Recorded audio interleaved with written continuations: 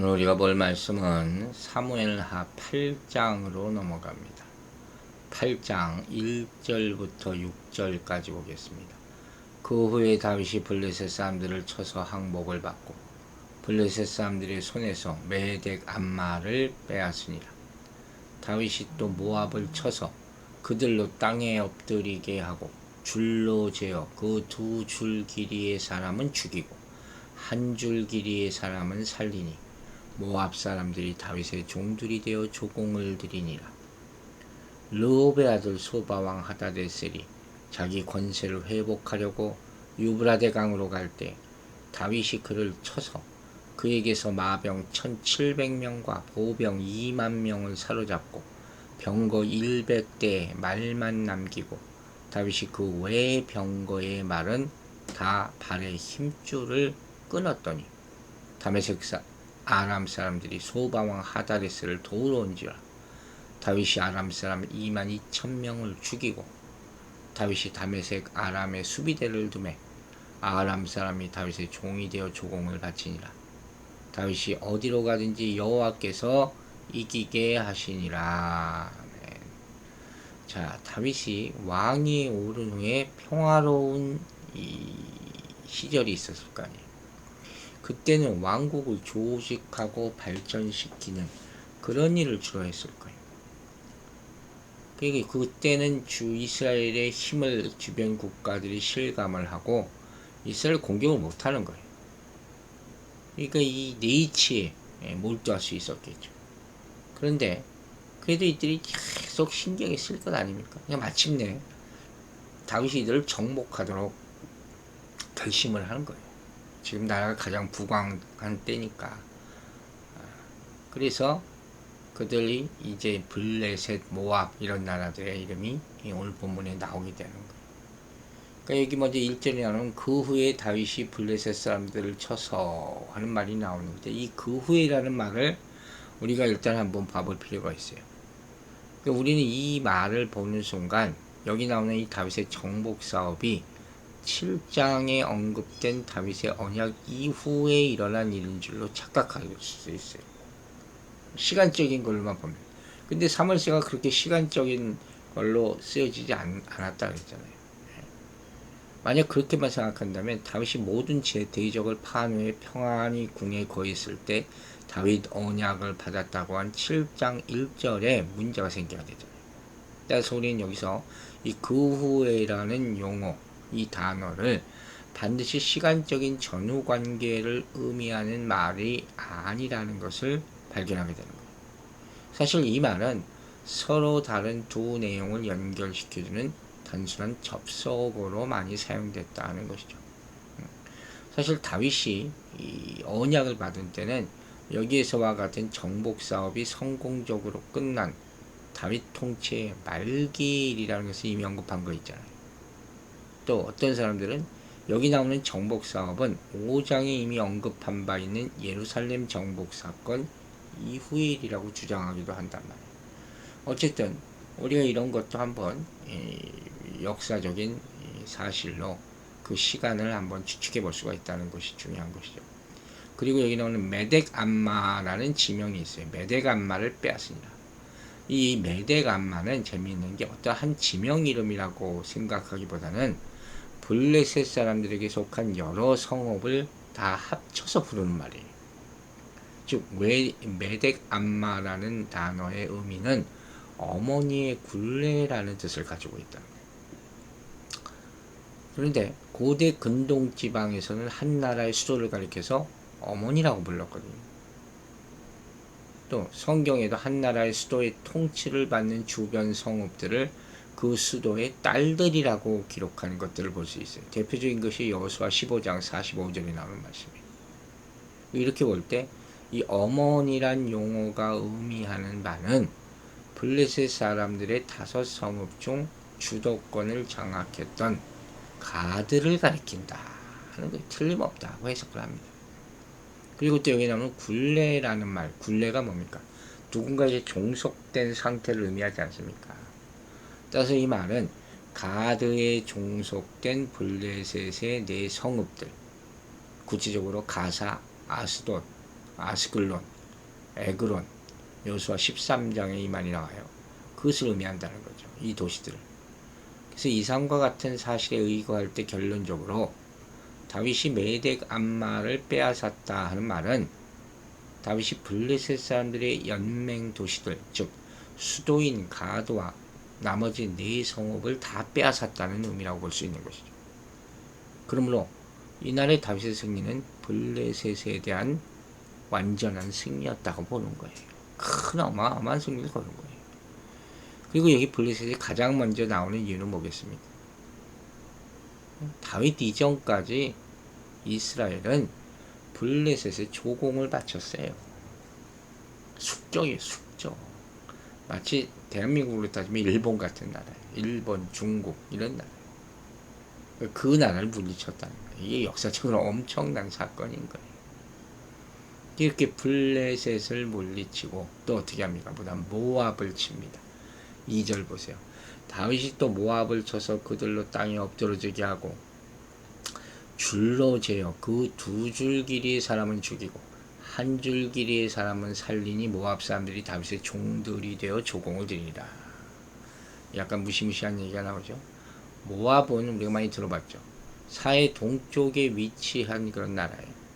이스라엘과 사실 비교적 좋은 우호 관계를 유지하고 있었다고 보는데, 또한 다윗이 이 사울에게 쫓겨나갔을 때 그에게 친절을 베풀기도 한 사무엘상 22장에서 그 내용을 봤죠. 그런데 지금 이 내용을 보면 다윗이 이 나라를 정복하고 잔혹한 방법으로 다스렸다. 왜 그랬을까? 궁금증이 생기는 거죠. 아마도 이 다윗을 잘 알지 못하는 자가 모압의 새로운 왕으로 등극해서 애굽에서 모세를 알지 못하는 사람이 바로가 된 것처럼, 그래서 다윗과 이스라엘을 크게 위협하는 일이 있었을 것이다 하는 추측을 우리가 하게 되는 것이죠. 아무튼 간에 이처럼 다윗이 모압을 정복하고 그들을 조공국으로 삼았다는 것은 이 또 엄청난 사건이라고 볼 수가 있죠. 그리고 내용 가운데 아주 잔인해 보이는 내용이 있잖아요. 줄로 재어서 누구는 두 줄 길이의 살, 큰 장정이겠죠. 이 죽이고 또 한 줄 길이의 사람, 소년과 노약자겠죠.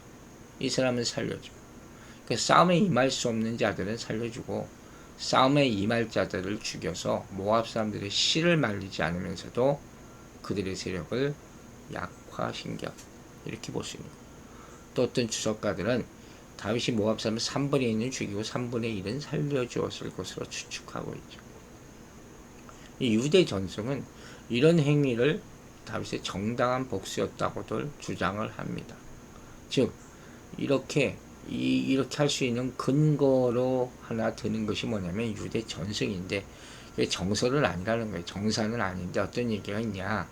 과거 다윗이 도피 생활 중에 있을 때 자기 부모를 모압 왕에게 부탁한 적이 있었는데, 그때 저들이 다윗의 부모를 죽였다는 거예요.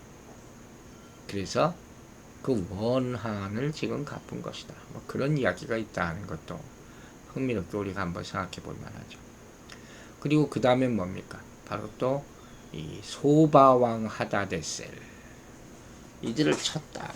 소바라는 나라는 이 다메섹 북쪽 레바논 산지 동쪽에 위치했던 아람의 작은 나라예요. 다윗의 통일 이스라엘 왕국 당시 아람인들은 강력한 통일 국가를 이루지 못하고 여러 개의 소국가로 분립되어 있었단 말이에요. 근데 그중 가장 강력했던 나라가 바로 소바라거든요. 소바. 이 영향력이 유브라데강 유역까지 뻗쳐 있었다고 그래요. 꽤 큰 영향력을 유지하고 있었다는 것이죠. 그래서 당시 소바는 요단 동편과 수리아의 통치권을 놓고 이스라엘과 다툴 정도로 최강적이었단 말이에요. 지금 이처럼 소바는 사울 때부터 다윗, 솔로몬에 이르기까지 이스라엘과 자주 싸웠던 그런 나라예요. 근데 이 소바 왕의 이름이 나오죠. 하닷 에셀이라고 했어요. 이 뜻을 보면 재밌는 게 도움은 하닷이시라 하는 말이에요.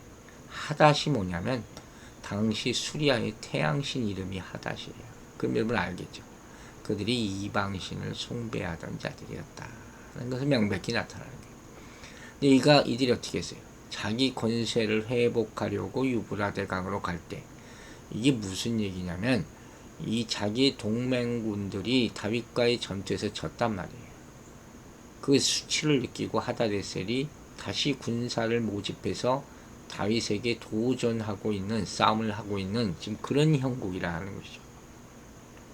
십장의 내용과 부합하는 그런 말이에요. 거기 보면 암몬 자손이 다윗과의 전쟁에서 승리하기 위해서 이 아람 소국들과 동맹한 사실이 나타납니다. 그런데 그 동맹군이 다윗 앞에서 패주하고 그 동맹군 중 가장 강력한 나라인 소바왕 하다레셀이 수치를 느끼게 되어 군대를 재정비하여 다윗에게 도전하러 나왔다 하는 그런 기록이 나오는 거예요. 바로 그 얘기를 말하는 거예요.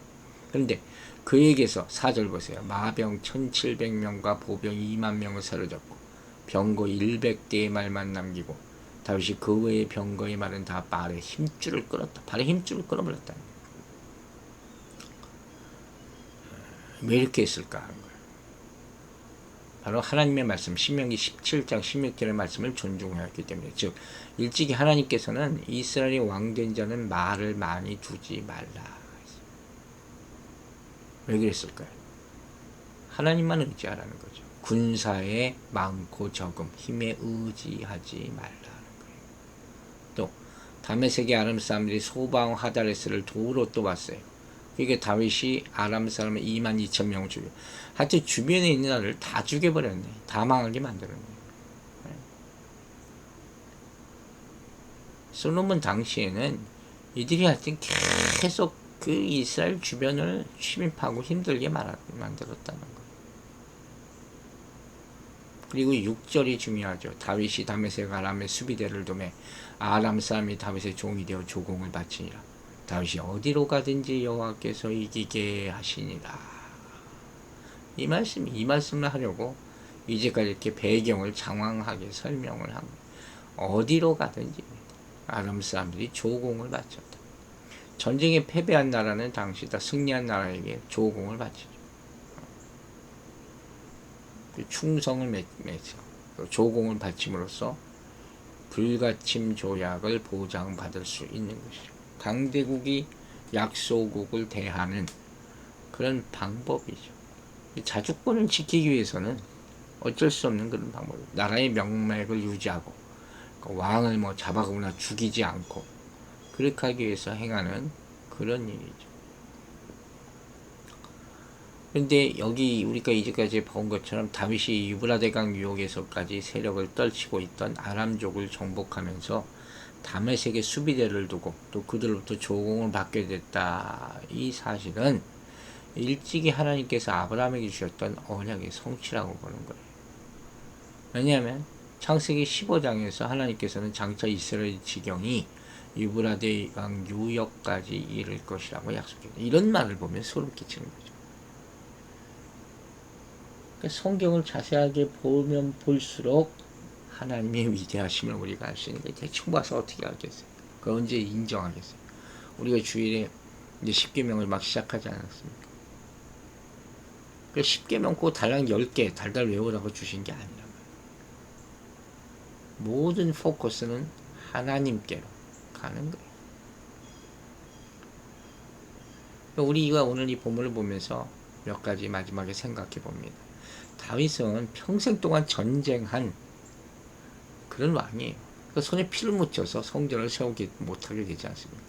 그러니까 평생 위태로운 삶을 사는 거예요.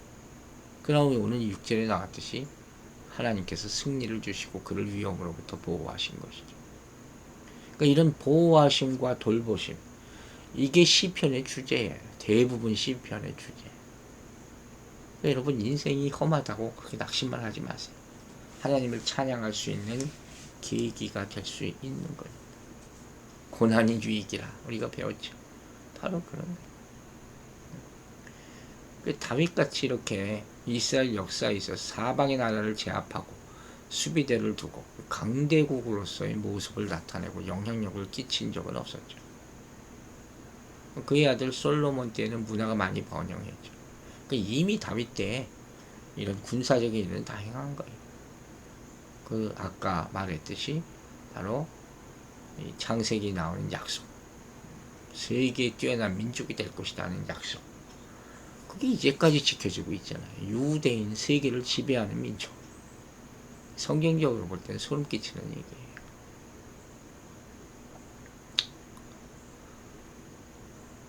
보세요. 이 나중에 가면 이제 여호수아가 가나안 땅을 다 점령하죠. 이 어디를 가나 어떤 시대에도 이스라엘은 어려움이 있어요. 싸움이 있고. 그러나 결국 하나님의 뜻은 이루어졌다. 다윗 시대에 이와 같은 승리가 이루어질 수 있었던 이유는 뭘까요? 바로 다윗의 순종 때문입니다. 우리가 이걸 봐야 돼요. 어떤 사람은 사사시대처럼 집안에서도 시달리고 외부에서도 시달리는 인생을 살 수 있어요. 어떤 사람은 사울시대처럼 집 밖에 문제가 있어서 항상 다퉈요.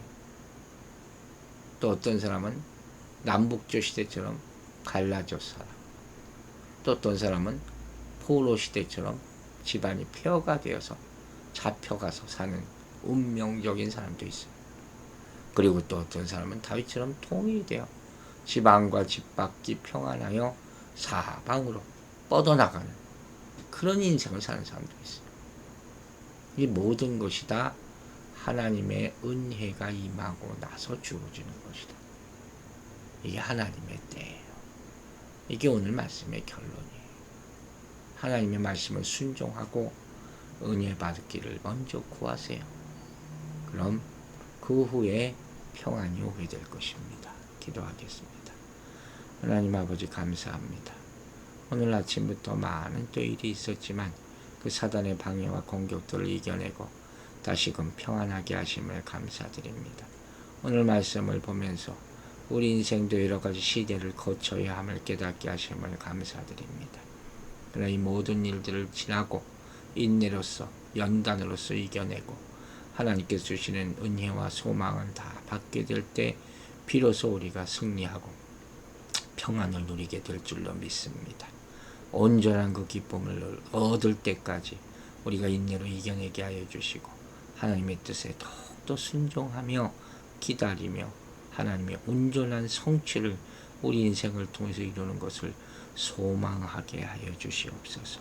오늘 하루도 우리 성도들 어디 있든지 무엇을 하든지 눈동자와 같이 지켜주시고 특별히 병상에 있는 하나님의 사랑하는 아들을 지켜보호하여 주시며 성도들의 모든 사역 가운데 직장에서 일 가운데 안전하게 지켜보호하여 주시옵소서.